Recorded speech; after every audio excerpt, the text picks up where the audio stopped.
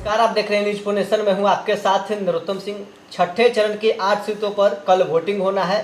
चुनावी प्रचार दोनों गठबंधनों के तरफ से खूब हुआ।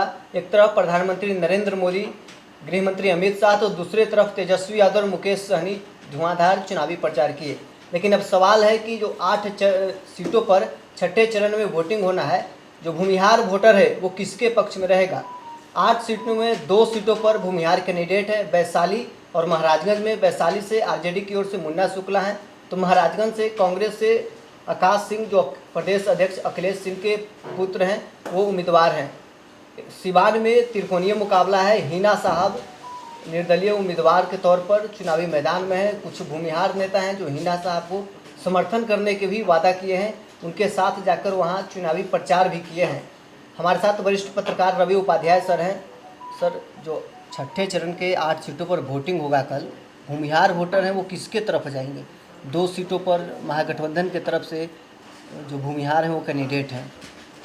नहीं, देखिए, सबसे बड़ी बात है कि भूमिहार समाज जिनकी आप बात कर रहे हैं, भूमिहार समाज एनडीए का कोर वोटर माना जाता है। अब तक यही देखा गया है, जो ट्रेंड दिखाई पड़ता है, जो बात कही जाती है कि भूमिहार समाज जो है वह एनडीए की तरफ है, भारतीय जनता पार्टी की ओर उसका रहा है रुझान। तो निश्चित रूप से इसमें कहीं ना कहीं आप जो बात कह रहे हैं कि वैशाली में मुन्ना शुक्ला को राष्ट्रीय जनता दल ने उम्मीदवार बनाया है, तो यह कहीं राष्ट्रीय जनता दल ने एक तरह से सोशल इंजीनियरिंग वैशाली की सीट पर किया है, क्योंकि वैशाली से बीना देवी लोक जनशक्ति पार्टी रामविलास की प्रत्याशी हैं, वह राजपूत समाज से, ठाकुर समाज से हैं। तो उनके लिए जो एनडीए के जो बीना देवी प्रत्याशी हैं, तो वैसे में वहाँ पर जो भूमिहार समाज का वोट होगा वह मुन्ना शुक्ला के खड़ा होने से या मुन्ना शुक्ला के राजद से उम्मीदवार बनने से वह समीकरण को साधता हुआ दिखाई पड़ेगा, क्योंकि मुसलमान यादव उनके साथ में इंटैक्ट हैं और भूमिहार वोट जब चढ़ जाएगा उन पर, क्योंकि स्वयं वह स्वजात माने भूमिहार समाज से मुन्ना शुक्ला हैं, तो ऐसी परिस्थिति में वह जो है सो विन विन के सिचुएशन में रहेंगे। तो यही लालू प्रसाद यादव, यही राष्ट्रीय जनता दल ने एक सोशल इंजीनियरिंग वैशाली की सीट पर किया है। तो ऐसे में निश्चित रूप से बीना देवी के लिए तो परेशानी है, क्योंकि भूमिहार जब उनका कोर वोटर ही जब उनके साथ नहीं रहेगा, एनडीए के साथ में, लोक जनशक्ति पार्टी रामविलास के साथ में, तो ऐसी परिस्थिति में उनके लिए परेशानी होगी।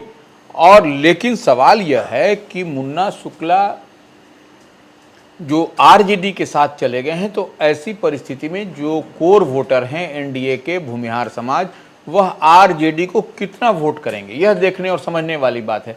क्योंकि आरजेडी के पाले में निश्चित रूप से ए टू जेड की बात राष्ट्रीय जनता दल करता है या बाप की बात करता है, लेकिन आप कहीं पर भी देखिएगा कि भूमिहार का वोट कहीं ना कहीं आपको आरजेडी के पाले में खाते में नहीं जाता है। भले वह दिखाई पड़े कि लोकल बॉडीज़ में इतना एमएलसी हम लोग जीत करके आए हैं भूमिहार समाज के आरजेडी से, या फिर मास्टर कार्तिक को एमएलसी बनाया गया, मंत्री बनाया गया, यह सब अलग विषय है। लेकिन आप देख लीजिए, मास्टर कार्तिक को बनाया गया तो वह जो है सो वोट ऑफ कॉन्फिडेंस के समय अनंत सिंह की पत्नी नीलम देवी किस तरह से पाला बदल करके आरजेडी से नाता तोड़ करके वह जो है सो जेडीयू में एनडीए के पास में चली गई। तो यह सब कुछ दिखाई पड़ता है, यह हमारे आपके कहने की बात नहीं है, यह एकदम स्पष्ट है कि भूमिहार समाज एनडीए के साथ में है, और कितना भी कोई कुछ कह ले वह इधर उधर झोलझाल होता हुआ नहीं दिखाई पड़ेगा। मुन्ना शुक्ला ठीक है, भूमिहार समाज से हैं, तो वह कुछ स्वजातीय वोट में, कुछ भूमिहार समाज के वोट में डेंट लगेगा, यह बात सही है। लेकिन आप परसेंटेज वोट देखिएगा तो वह परसेंटेज वोट इधर उधर होता हुआ नहीं दिखाई पड़ेगा। वैशाली लोकसभा सीट भूमिहार और राजपूत बहुल सीट है। ऐसे में जब एनडीए की तरफ से राजपूत उम्मीदवार बनाया गया, 2019 में भी राजपूत उम्मीदवार थे, आरजेडी की तरफ से भी राजपूत उम्मीदवार थे, लेकिन इस बार लालू यादव ने नया प्रयोग किया और भूमिहारों को वहाँ पर टिकट देकर वही हम करेंगे, नहीं नया समीकरण, एक सोशल इंजीनियरिंग इसको हम लोग कहते हैं राजनीतिक। अगर यदि इसमें आप देखिएगा तो पॉलिटिकल लाइन में ये सोशल इंजीनियरिंग लालू प्रसाद यादव ने किया कि अपना जो समीकरण है वह समीकरण के साथ में भूमिहार का वोट अगर यदि जुड़ता है, एड ऑन होता है, तो इस सीट पर जो हमारे उम्मीदवार होंगे, राष्ट्रीय जनता दल के उम्मीदवार होंगे, वह जो है सो विन विन के सिचुएशन में होंगे। यही समीकरण इसी समीकरण के तहत ही आरजेडी ने मुन्ना शुक्ला को वहां से उम्मीदवार बनाया है। और वैशाली सीट पर मुन्ना शुक्ला एक और समीकरण सेट कर रहे हैं भूमिहार और मल्लाह को। मल्लाह समाज से मुजफ्फरपुर से अजय निषाद वहां से कांग्रेस के कैंडिडेट थे और आरजेडी से मुन्ना शुक्ला वैशाली से। तो मल्लाहों को, मल्लाह यादव भूमिहार सब मिलकर आरजेडी को क्या वहां जिता पाएंगे? नहीं, देखिए ऐसा है कि मुकेश सहनी सन ऑफ मल्लाह आरजेडी के साथ में वो हैं, महागठबंधन इंडिया ब्लॉक में वह घटक दल हैं, अलायंस पार्टनर हैं। तो ऐसे में तो उनका जो है सो सन ऑफ मल्लाह मुकेश सहनी अगर यदि इंडिया ब्लॉक महागठबंधन में साथ में हैं और अगर यदि वोट ट्रांसफ़र नहीं करा पाएंगे तो यह उनकी माने राजनीतिक रूप से परेशानी बढ़ेगी, वह बात तो अलग है। लेकिन आप ठीक कह रहे हैं कि अजय निषाद और राजभूषण निषाद वहाँ पर जब चुनाव लड़ रहे थे मुजफ्फरपुर में इस बार, तो कहीं ना कहीं वह वोट ट्रांसफ़र जो है सो मुन्ना शुक्ला कितना भूमिहार का कराए अजय निषाद के पक्ष में, कैप्टन जय नारायण निषाद के पुत्र के पक्ष में, तो यह देखने वाली बात होगी। अगर वहाँ पर ट्रांसफ़र हुआ होगा तो निश्चित रूप से आपको यहाँ पर भी कुछ न कुछ खेल होता हुआ दिखाई पड़ेगा। लेकिन हम जहाँ तक समझ पा रहे हैं कि भूमिहार समाज का वोट आपको इधर उधर हिलेगा नहीं, क्योंकि बौद्धिक रूप से भूमिहार जो है सो अवेयर हैं और वह जानते हैं कि हमको कहाँ वोट देना है, कहाँ वोट कास्ट करना है। तो ऐसे में निश्चित रूप से भूमिहार पर जो दाव खेला है राष्ट्रीय जनता दल ने, वह हमको नहीं लगता है कि सत्ता हुआ दिखाई पड़ रहा है। अगर मल्लाह वोट भी मुन्ना शुक्ला के तरफ चला जाता है तो जातीय समीकरण देखा जाए तो हम मुन्ना शुक्ला तो मजबूत स्थिति में नजर आ रहा है। देखिए मल्लाह का वोट सन ऑफ मल्लाह जब एनडीए माने महागठबंधन के साथ, इंडिया ब्लॉक के साथ, राष्ट्रीय जनता दल के साथ में, तो नहीं जाने और आने का तो सवाल ही नहीं बनता है। वह तो इसीलिए साथ में उनको जोड़ा ही गया है कि माने सन ऑफ मल्लाह का जो निषाद का वोट है वह हमारे पाले में महागठबंधन में इंडिया ब्लॉक में आए, इसी लिहाज से उनको जोड़ा गया। तो उसमें कहाँ इफ बट की बात है, उसमें तो कोई इफ बट की बात नहीं है। तो यह जो है सो जुड़ेगा ही जुड़ेगा। लेकिन सवाल यह है कि हम एक बात कह रहे हैं कि भूमिहार समाज बौद्धिक समाज है, तो वह वोट अपना एक एक वोट जो सो जाया नहीं करेगा। वह जो है सो एनडीए का वो टेस्टेड और ट्रस्टेड जो है सो उस पर यह है। तो निश्चित रूप से समझिए कि वह वोट कहाँ जाता हुआ दिखाई पड़ेगा आपको। अब अगली सीट महाराजगंज की हम लोग बात करते हैं। महाराजगंज पर कांग्रेस से भूमिहार जाति से आकाश सिंह जो अखिलेश प्रसाद सिंह के पुत्र हैं, तो दूसरी तरफ राजपूत समाज से जो सिटिंग सांसद जनार्दन सिंह सिग्रीवाल हैं, फिर से दोनों मैदान में है। वहाँ भी वैशाली जैसा ही कमोबेश स्थिति है। भूमिहार और राजपूत बहुल सीट पर महागठबंधन की तरफ से भूमिहार, तो एनडीए की तरफ से राजपूत को उम्मीदवार बनाया गया। नहीं, देखिए यहाँ पर थोड़ा सा सिचुएशन वही है, कैंडिडेट वहाँ यहाँ पर भी महाराजगंज में भी राजपूत और भूमिहार समाज से हैं। लेकिन देखिए कांग्रेस के साथ जाने में भूमिहार समाज को थोड़ी परेशानी कम होगी, क्योंकि कांग्रेस तो शुरू से साथ में रहा ही है। कांग्रेस के साथ में तो भूमिहार समाज रहा ही है, सवर्ण समाज रहा ही है, इसलिए यहाँ पर परेशानी नहीं होगी। लेकिन राष्ट्रीय जनता दल के साथ, लालटेन के साथ जाने में आपको भूमिहार को परेशानी होगी वैशाली सीट पर। लेकिन महाराजगंज सीट पर जो आकाश सिंह हैं, कांग्रेस के प्रदेश अध्यक्ष अखिलेश सिंह के पुत्र हैं, उनके साथ भूमिहार वोट भूमिहार समाज से हैं।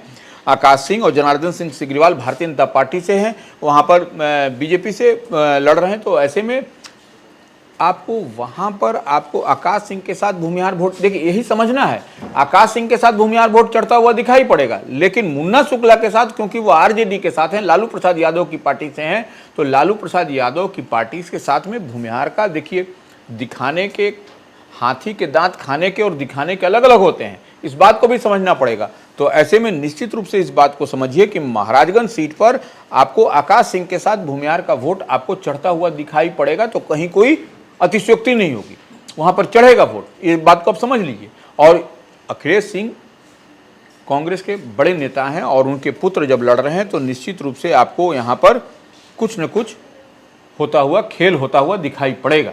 लेकिन महाराजगंज में जनार्दन सिंह सिग्रीवाल के पक्ष में जो स्थानीय नेता हैं, जो मास वोटर उनके पास है, वो एकजुट होते हुए दिख रहे हैं। जैसे भूमिहार समाज से आने वाले सचिदानंद राय जो निर्दलीय लोकल बॉडी से एमएलसी हैं, दूसरी तरफ रणधीर सिंह हैं जो प्रभुनाथ सिंह के पुत्र हैं, वो दोनों एकजुट होकर एनडीए के फील्ड में चले गए और उनके लिए प्रचार कर रहे हैं। क्या ये नुकसान आकाश सिंह को पहुंचाएंगे? निश्चित रूप से देखिए, प्रभुनाथ सिंह के बेटे रणधीर सिंह जो गए हैं वह एक कद्दावर नेता हैं, उसमें भी कहीं कोई दो मत नहीं है।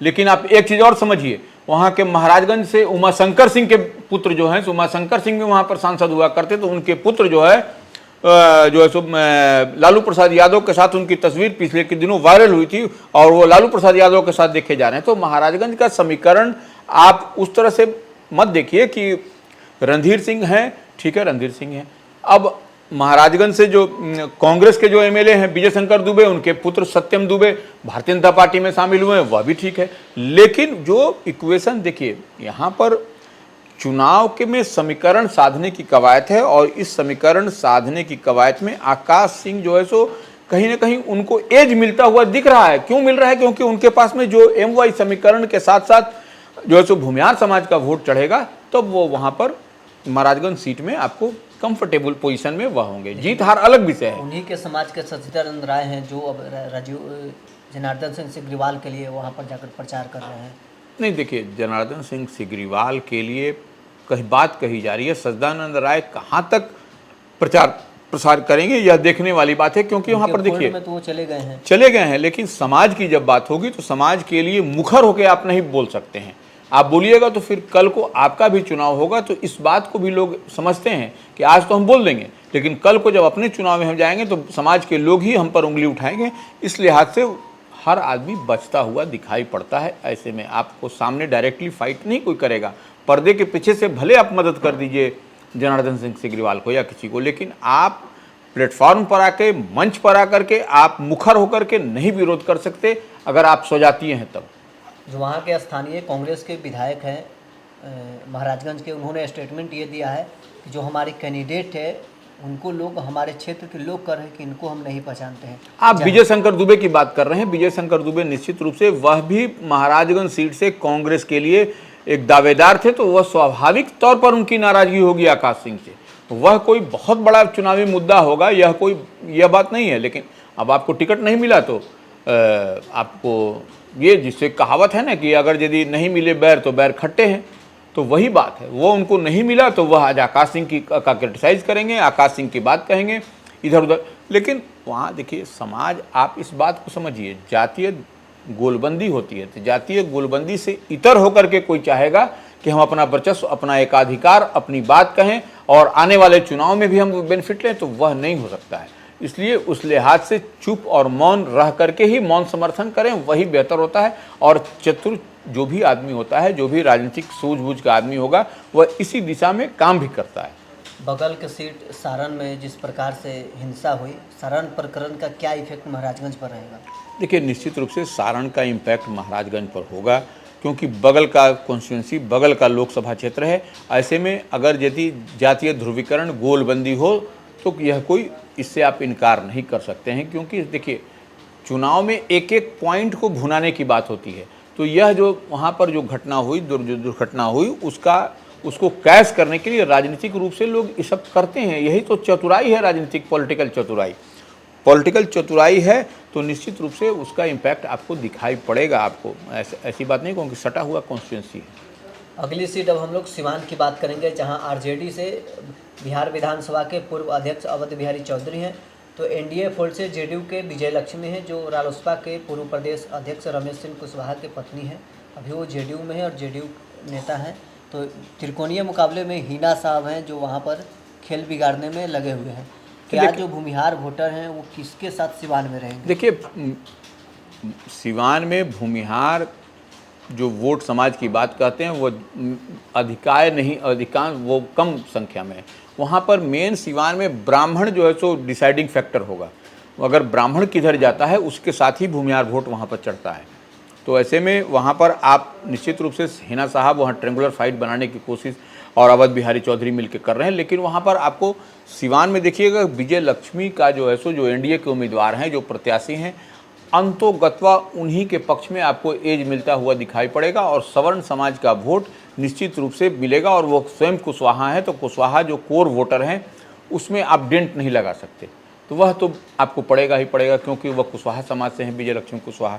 तो इस बात से आप इनकार नहीं कर सकते कि जो सवर्ण वोट है वह इधर उधर जाया नहीं करेगा, एनडीए के पक्ष में वो वहाँ वोट करेगा। अब ऐसे तो 2, 4, 10, 20, 50 वोट इधर उधर हो सकता है, इसके तो कोई गारंटी नहीं लेगा, लेकिन एक मुश्त वोटिंग वहाँ पर होती हुई आपको दिखाई पड़ेगी। हिना साहब के लिए कुछ भूमिहार समाज के बड़े नेता हैं, जाकर वहाँ पर जाकर उनके लिए प्रचार भी कर रहे हैं।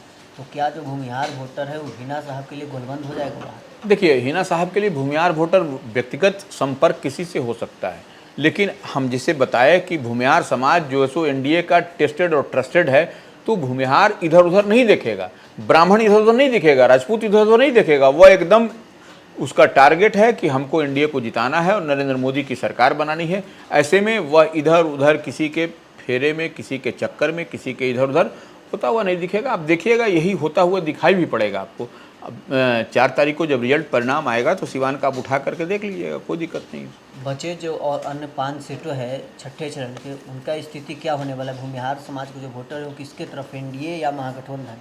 देखिए, हम बार बार कह रहे हैं आपको, कुशवाहा, भूमिहार, ब्राह्मण, राजपूत, यह सब जो सो कोर वोटर माने जाते हैं भारतीय जनता पार्टी के, एनडीए के। तो इसमें आप शुरुआती दौर में कुछ नाराज़गी, कुछ एंटी इनकम्बेंसी जो है सो संबंधित सांसदों के लिए हो सकती है, लेकिन इसका मतलब यह कतई नहीं होना चाहिए कि वह वोट नहीं करेंगे। वह वोट करेंगे, ठीक है, नाराज़गी के बावजूद जो है सो वोट करेंगे। और लेकिन यह एक लेसन होगा, जो भी सिटिंग सांसद को रिपीट किया गया है एनडीए के तरफ से, तो वह लाख नाराज़गी के बाद सवर्ण समाज का वोट उधर ही जाता हुआ आपको दिखाई पड़ेगा। तो एनडीए फोल्ड में ही भूमिहारों का वोट है? निश्चित रूप से भूमिहार को फोड़ जाएगा उधर। तो चलिए, हमने छठे चरण की उन 8 सीटों की चर्चा की है जहां पर जो भूमिहार वोटर हैं वो किसके तरफ जा रहे हैं। खासकर जहां भूमिहार कैंडिडेट हैं, वैशाली और महाराजगंज में महागठबंधन फोल्ड से भूमिहार को टिकट दिया गया है। लेकिन अब सवाल है कि जो भूमिहार के वोटर हैं वो किसके पक्ष में रहेंगे। भूमिहार ऐसे एनडीए के परंपरागत वोट माने जाते हैं, लेकिन 2024 के चुनाव में वो किसके साथ देने वाले हैं। बहरहाल, स्कोर में इतना ही। आप बने रहें निज नेशन के साथ।